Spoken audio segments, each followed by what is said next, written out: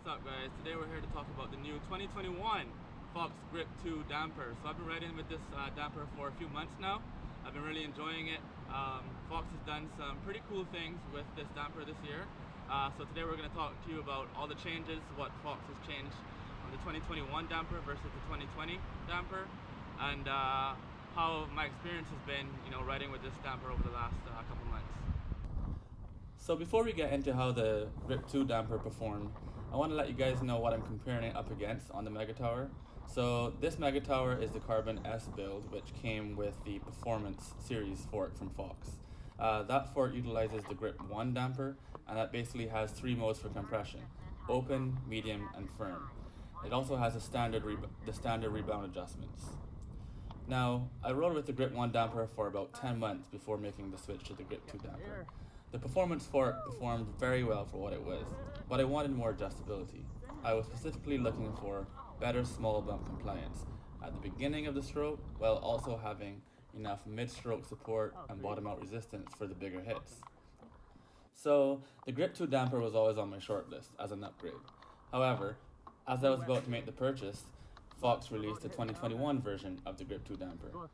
Now, for 2021, Fox claims that they have taken the Grip 2 technology to the next level. They've done this by adding the patented VVC technology to the high-speed circuit.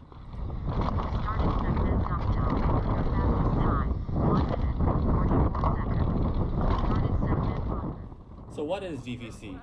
Fox describes VVC as their proprietary variable valve control system that allows for external fine-tuning of the suspension performance. Grip 2 achieves with the twist of a knob what typically requires the time-consuming and complicated task of completely disassembling and reassembling the fork.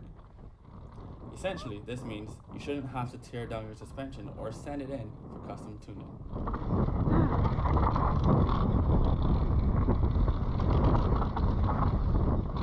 So let's dive into the adjustability. Let's look at what Fox has made available on this fork. So the Grip 2 damper offers 8 clicks of high-speed compression. That's the outside blue knob.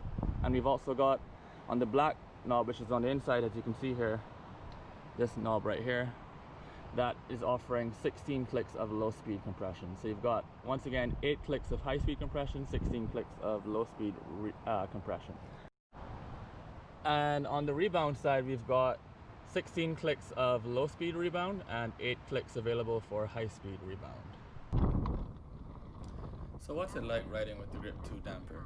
So right off the bat, I'd say the first thing I noticed right away was the initial small bump compliance. So the initial movement of the fork, right? The first centimeter or two of travel. Normally, it would take quite a bit of force to move that initial part of the stroke with the Grip 1 damper. However, the Grip 2 has much better small bump compliance, and that really helps in corners, going through choppy stuff, through a corner, and it just gives that more connected feel to the ground. A little bit more confidence inspiring, I would say. So that initial movement in the stroke there is really beneficial and noticeable in comparison to the Grip 1 damper. The other thing I'd say is, of course, the adjustability, right? So you're able to more fine-tune, of course, the kind of performance that you want in the beginning of the stroke versus the end of the stroke, the ramp up towards the end, etc.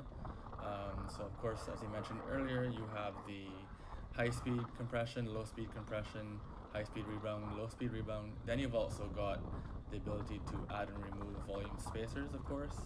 So there's lots of adjustability there, right? So who's this fork for? I think it doesn't necessarily mean that the Grip 1 damper is a bad damper. I think yes, this damper is definitely better, but this is more of a, I would say, nice to have for the casual rider. For a racer, if you take racing seriously, I think it's pretty much the go-to damper, right? You can't ignore it. You just have to kind of spring for it if you're serious about your results, getting that extra bit of traction on the front. And then obviously also you're looking more for, if you are looking more for, added bottoming resistance, or at least you're looking for more control overall, right, throughout the stroke, the Grip 2 damper is a noticeable improvement, right?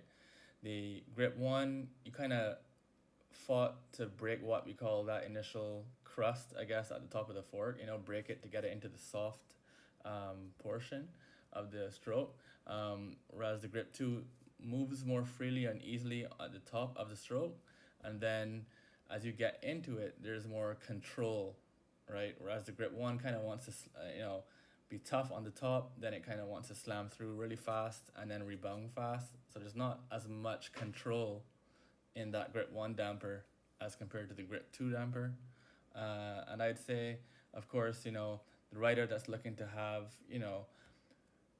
go big, hit big jumps, have that bottoming resistance, as well as have that comfort in the beginning of the stroke, that's the rider that's really going to benefit from this Grip 2 damper. All right, so that's it, guys. I highly recommend, taking a look at the damper. If you fall into any of those categories that I mentioned before, the damper is, certainly a worthy upgrade for me. I'd go for this damper time and time again over the Grip 1 damper. That's my personal preference. But let me know what you guys think in the comments below. Let me know, if you've ridden with this damper as yet. I'm curious on your thoughts, of course. And don't forget, like and subscribe. Helps the channel out. Helps to ensure that, I can bring you guys more content. So thanks for watching. Stay safe and happy riding.